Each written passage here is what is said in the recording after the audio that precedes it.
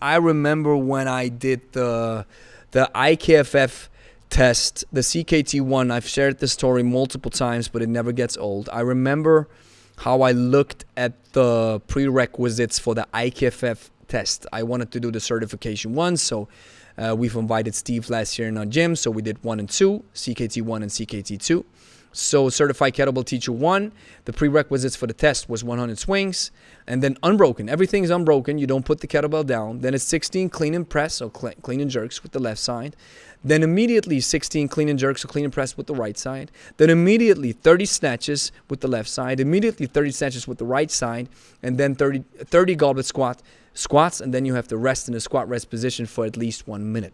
And this is unbroken. So this test takes you about 12 to 13 minutes.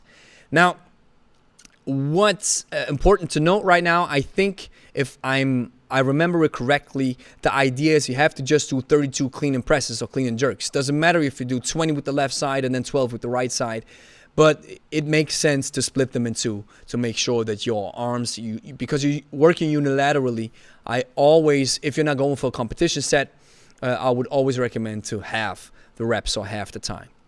So, and it's 60 snatches, therefore, respectively. So I remember I had to do it with the 20. And I remember picking up a 20 kilogram kettlebell, trying one snatch, and I immediately lost it. I couldn't even do it with the 16. The 16 was even a beast.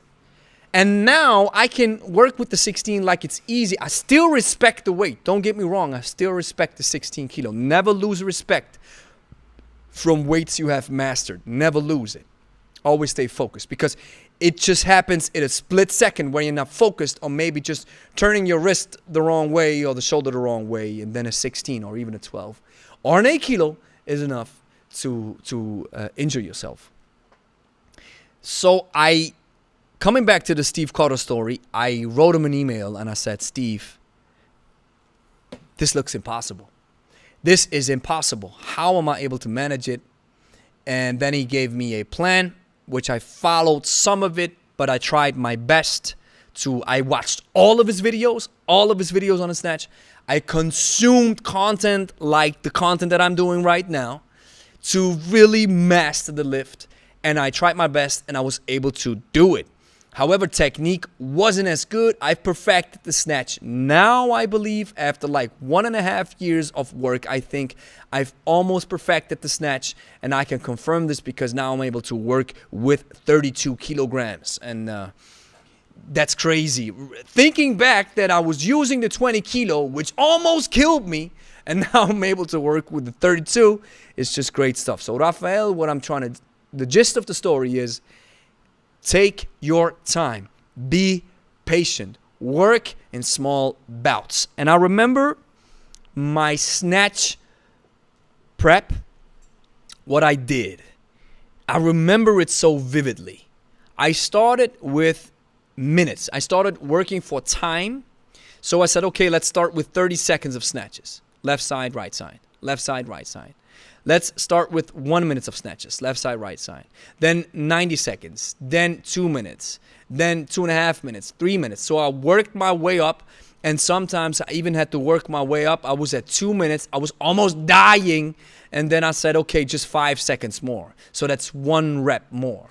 So then I started using that time frame to apply it on the reps, and I started ramping up. It was 5 reps, 10 reps, and then even sometimes I hit a plateau, and then I had to go with 11, 12, 13, and I remember it vividly, this moment where once I was snatching, and all of a sudden, I'm telling you guys, all of a sudden, boom, the overhead top fixation felt like nothing ever before.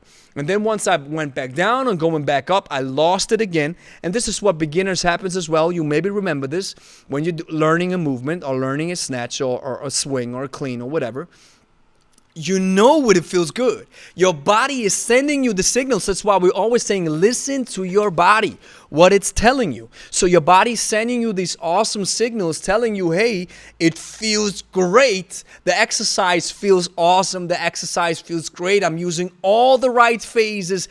Everything comes together in this beautiful puzzle of the law of exercise, learning, mastering, kicking out reps, failing, making mistakes, getting back at it again.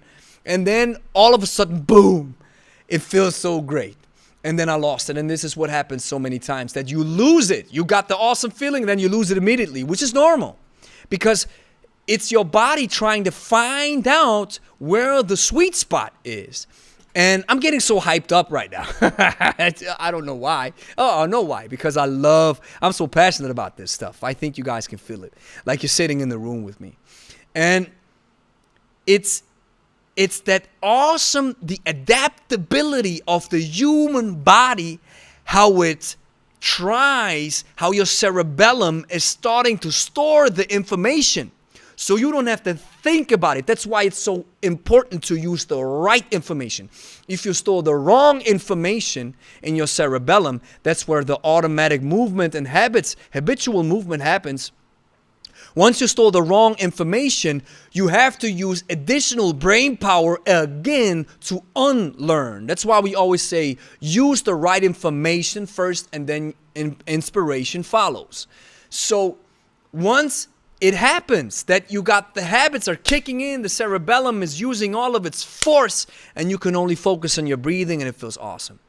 And then you lose it again. And then what I also remember is I kept working. And now I get this awesome feeling in the overhead top fixation. I get it every time. It is a very rare occasion that I'm losing or that I'm getting out of touch. My hand insertion on the overhead top fixation, it happens very rarely. And when it happens, I notice it immediately. And that's the awesome thing about the human body. And so your body is as adaptable as mine is. So stay patient. Use the right information. Use stuff like this. Use this video to perfect the snatch. And I guarantee you'll end up where you want to be with the lift.